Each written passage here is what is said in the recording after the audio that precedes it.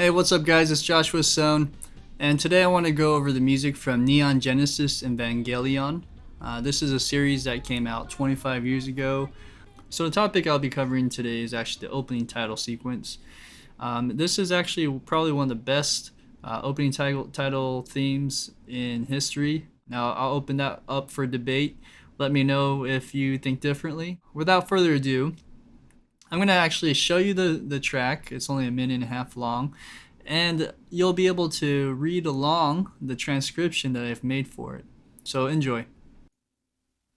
残酷な天使のように少年よ神話になれ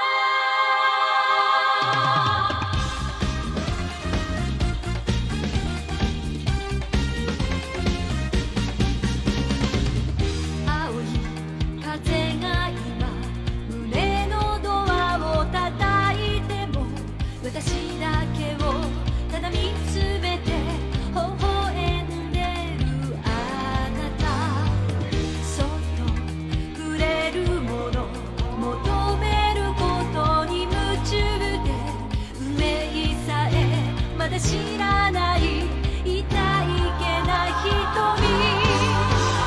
だけどいつか気づくでしょうその背中には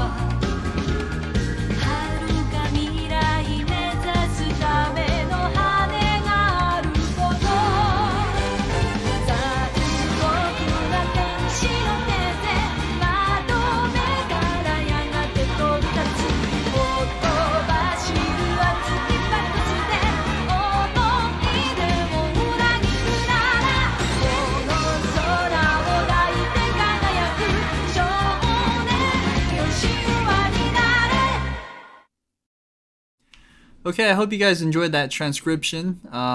It has some chords and things like that, so you guys can play along with it. So what makes this song so great? I'll make it quick and brief. There are 3 points I'll talk about. First is the melody. The melody itself in this track is driving, it's catchy, and also it has the right amount of bounce. So it's not just straight on eighth notes, quarter notes the whole time. It also has some syncopated 16th notes in there, and I think partly that makes it more upbeat and fun.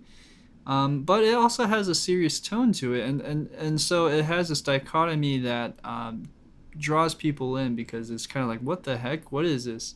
Along with the melody, there's also the harmonies, and there's some great a cappella harmonies in the beginning as well as throughout the rest of the track, especially in the end.